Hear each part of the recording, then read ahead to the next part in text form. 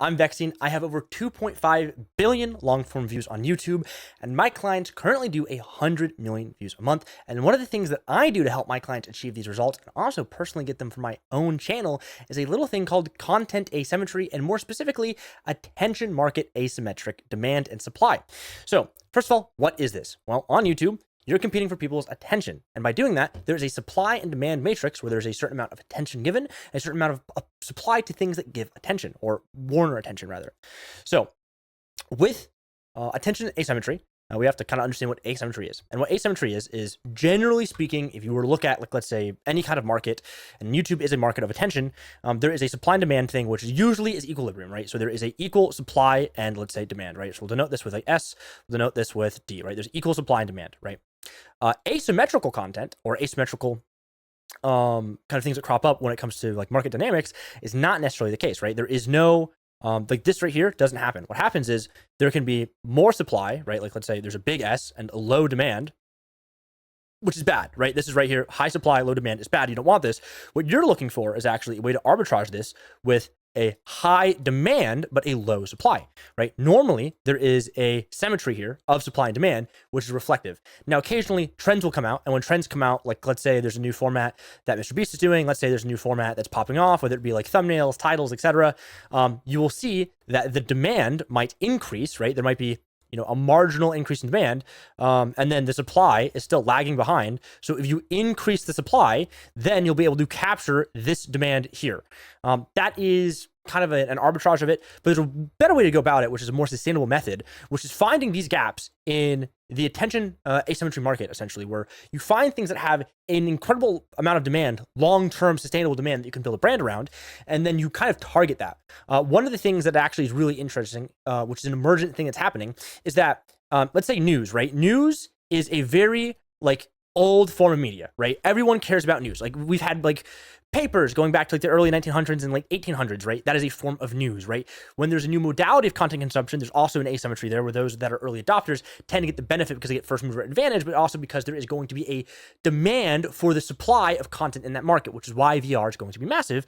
But besides that, if we go back to what I was talking about, news is massive, right? It's a thing that makes a lot of sense, right? So anytime there is a new niche, right? Let's say, for example, I like watches. I really enjoy the artistry of horology, right? So for example, I care about news about, let's say, watches, right? So there is a asymmetry here because watches is kind of niche. And if you don't make, let's say, news related content for watches, you could be missing out on a market of people who only watch watches, right? And the reason why I bring this up, to get it full circle back to an emergent kind of marketplace, is that streamers, right? Let's say your typical like Ninja, right? That's kind of the most like known streamer. But besides that, like the new age of streamers that are really kind of the Gen Z guys going full force on streaming, you've got people like Kaisenet, Aiden Ross, XQC. You also have people like the Face guys. All those guys are streamers, right? So there is a content asymmetry, or there was a content asymmetry between streamers, right here, streamers, and people creating news for streamers, right? They want to stay up to date with what their favorite streamers are doing because streamers are capturing the current attention market, and there's a niche of streamers, right? You can be interested in streamers the same way you could be interested in traditional celebrities, right? It's as big as traditional celebrities, even bigger in some cases. While you may have like athletes, and only people who give a shit about that sport care about those athletes, these streamers are just big personalities on their own, right? They're rivaling the kind of, I guess you could say the pantheon of like, let's say, actors and musicians and people like that, where like they're being talked about, brought up in conversation. If I was like younger, I mean, even when I was 16 in high school, I was talking about streamers, even though like that was 2016 to 2020, like people really didn't know like what streamers were. And I had friends who were streamers and stuff, and I watched like Counter-Strike and whatnot. And I was like talking about players. So, like these like esports pros and streamers are massive, right? So because of that, there is an asymmetry has developed because of this emergent market of I mean, I guess essentially attention democratization, but in that case, it doesn't really matter why, what's driving it. Just know that there's an emergent market. The emergent market has led to an asymmetry where there is a ton of demand, but low supply. And when there is a asymmetry like this, high demand, low supply, you can arbitrage it by capturing this market. And I've seen tons and tons and tons of people talk about this. So for example, if I go to YouTube right now and I look up, FaZe is crashing out, and this is just coming from a longtime FaZe fan. I don't give a shit about like anything that's happening right now. Like this guy Slacken, okay, is like, he's just a news channel talking about streamer drama, and like he's fairly new, and he's getting tons and tons of views in this asymmetry market. And if I let me see if I can find this right here. Hold on. I believe it is called Kowalski. Mr.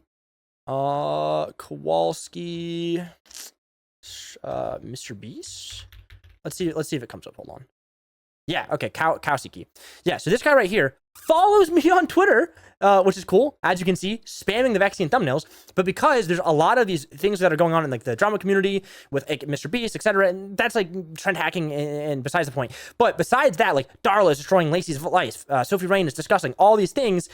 There's an asymmetry in the attention market between the supply and the demand, where there's a high amount of demand but a low amount of supply, talking about like, let's say, OnlyFans drama, because OnlyFans drama can be tied into Twitch drama, and you can leverage the Twitch creators audience to farm that drama because they're intertwined, right? Those people that appear on those streams, people will know about, and you want to talk about that, right? So Jack Dory's girlfriend, massive YouTuber, 1.8 million views. So because there's an asymmetry in this market of supply and demand, you can effectively extort that.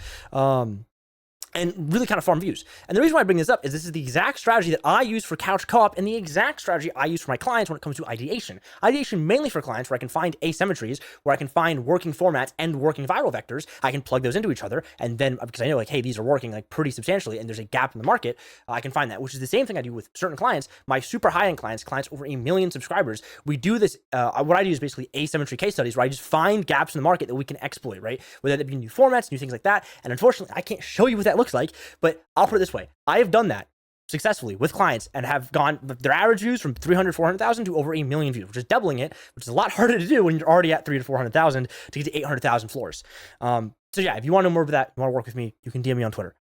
Besides that, not call to action, but I want to talk about couch co-op. So I've talked about the strategy extensively. I know the channel's been dead recently. We're bringing it back though. Listen, we're bringing it back. I'm punching in the strategy. We're not doing anything where I'm like, oh, you know, I can beat YouTube. I can beat YouTube. I just have to follow the strategy that I've built for myself over the last 6 years. And when I don't do that, bad things happen. So let's talk about content asymmetry here and why it matters. So I consume a lot of content about video games because I like the artistry of video games. I like the interactive storytelling experience from a consumer standpoint. I do not have a lot of time to play a lot of games. There are also games that I really like their story, but I fucking hate their gameplay. And because of that, I watch tons, and I mean tons of video essays about video games because I also enjoy watching longer thought out pieces of content that takes time to build that you get a satisfying payoff. So about that, like guys that I watch, I like the Ackman. I think he's really personable. I like Reykjavik because I think he has really interesting takes. And I also think he comes up with some of the best storytelling stuff. I like Nakey Jakey because he's really funny. And he also talks about concepts and content I think is interesting. And all these guys, and the reason why I bring up all these guys is I watch all these guys. And one of the things that I've noticed about these guys, which is part of the reason why I started Couch Co-op with the partner that I started with, who's also a big gamer and also really good at writing content and creating content, is that when I was looking at all these channels and I was watching them, one of the things that kept popping in my mind is like, hey, all of like the games that I used to play on the Xbox 360 and the Xbox One were like mostly FPS games, but not many people talk about FPS games. They more are interested in exploring the artistry of artistic games, things that have stories, that have actual like meaningful impact, not, ooh, I'm going to go shoot this bad guy, or haha, here's your 75th stereotypical campaign where you're fighting some nondescript East Russian-ish country, or maybe like a Chinese type country, where you get the idea, right? Which is kind of messed up because those are the games that I grew up playing, right? I was a shooter guy. I played a lot of shooter games. I enjoyed it, right? So with that being said, I would see that like some of the best performing videos on these channels, which have massive attention markers of their own, were already really, really like good and doing well, were FPS games, right? So how EA screwed Titanfall 2, that's an outlier. I will say I'm looking at 5 video moving average rather than total views. If I sort by total views, it's a little bit different. But I was looking at outliers. So like Halo is an outlier from 7 years ago. How EA screwed Titanfall 2 is an outlier from 7 years ago. Totally tangential, but the power of video game music is from 7 years ago. And video game music essay content has done really, really well from my friend Barnacle, who has like almost 1 million view video because of it.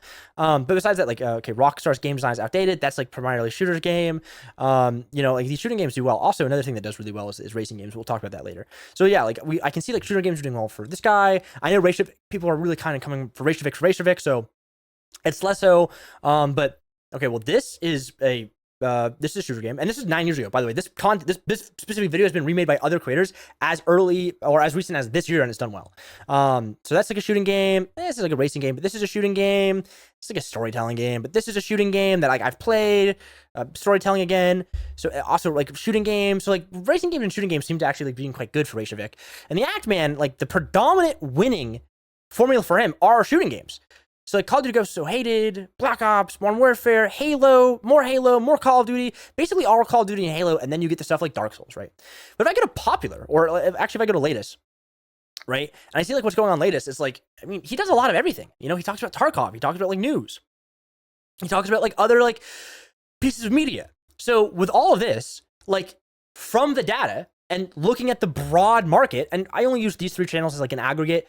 When I do like the in-depth stuff, I'm researching dozens of channels, potentially hundreds of channels in a research session over the course of 4 or 5 hours. And I'm like noting down all the signals and whatnot. But if I look at this, like the attention market clearly shows a massive demand for FPS based video essays. So when that came into mind, I'm like, okay, well, I have a friend who is one of, if not the biggest YouTuber in Rainbow Six Siege at that specific time when I started working with them years and years ago. And I know they're really good at storytelling, and I know they want to actively create this content. So I'm going to be like, here's the idea, here's the pitch. Let's make video game content about FPS games that we played and games that we love and we enjoyed.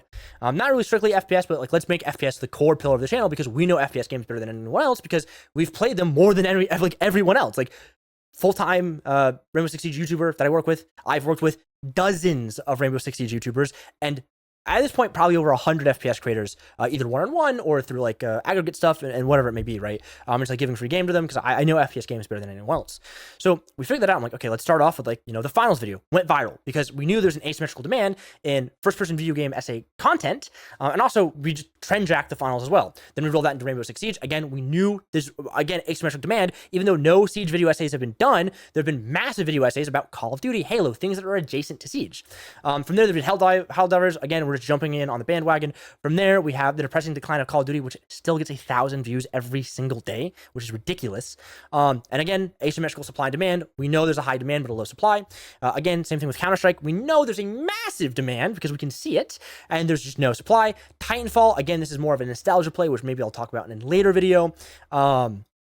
And then, yeah, I mean, anytime we do like a little bit different, we go crazy. Also, funny enough, why FPS games are so addicting. The thing that would be the best didn't work out because the format was bad. Same thing here. This is not a great topic. Elden Ring was not a great topic. Then we go back to FPS games, FPS adjacent. So third-person shooter. This is going to be your Gears of War. This is going to be your Division. This is going to be your battle royales and the earliest conception of them, like PUBG, etc. H1Z1. Etc.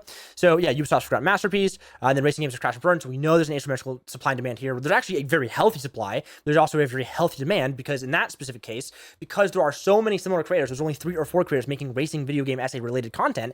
There is actually a demand aspect from an other thing. When you have a monopoly of things get boring, people get their attention saturated. So there's, let's say, viewer fatigue because there's only like 3 or 4 creators making video game racing content. Because of that, we know there's actually an asymmetrical supply and demand curve based on the fact that there is viewer fatigue. As we can see, those channels that are making these racing game videos are getting lower and lower views, even though their floor is moving probably 1% or 2% over a 3-month moving period. We know that I can basically assume that's viewer fatigue.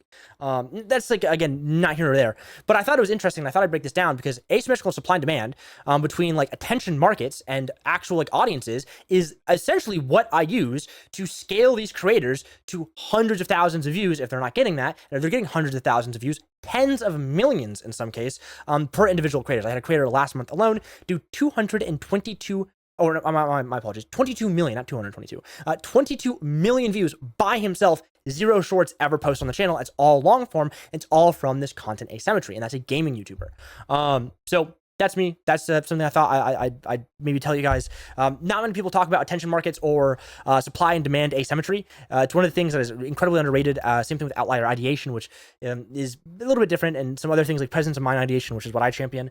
But it's all, again, like part of the system. There are ways to beat the system. There are ways to win the game. There is no absolute way to win the game of YouTube. There are only tools in your toolbox, and some tools make certain like sense for the certain jobs that you're doing, right? So for Couch Co-op, the tool that made the most amount of sense was supply and demand asymmetry in the attention market and presence of mind ideation, and then also like some nostalgia ideation as well, which is really interesting. Same thing with like a novelty aspect, but I'm not, again, those are outside the scope of this video, which is meant to talk about supply and demand asymmetry in the attention markets and how you can arbitrage that effectively, either by finding an attention market that is untapped where there's high demand, low supply, or finding video ideas that have, let's say, high demand, low supply, or the inverse, high supply, low demand, where it might be something that you already were going to make or something that you were thinking about making, but you can actually cross off the list because there's too much good data for it. Too much good data is actually bad data. Because of that reason, there's so much supply of it that even if the demand is equilibrial, it's actually probably a negative against you, right? Where you want to look at different pieces of data from different niches and then apply it to your niche. So you have asymmetrical supply and demand from a psychology standpoint and a psychographic viewer perspective standpoint. But that, again, is not in the script of this video. So this has been content asymmetry, why I find it very important, what I personally have done for Cash Co-op, what I do for some of my clients, which unfortunately I can't show you. And if this has been interesting to you at all, feel free to reach out to me. You can DM me on Twitter to work with me. If you want to use the tools in this video, which you can see here, this outlier, it is the 1of10.com extension, a tool that I use literally every day, as well as the actual tool I use every day. And as a disclaimer, I work for the company on the strategy side of things, but I do think we have the best tool in the world, and I have been using it since its inception. And I use it every single day. So it's been Vexian. Like I said, if you want to work, DM me on Twitter at Vexian_. You can find it in the link below this YouTube video. And if you're watching this on Twitter, shoot me a DM. You have to have over 100,000 subscribers to work with me, or making at least $5,000 a month off YouTube AdSense. That is the minimum that I'll work with a creator for, because my prices start at $1,500 and they go up. It's been Vexian, guys, and I'll see you later. Peace.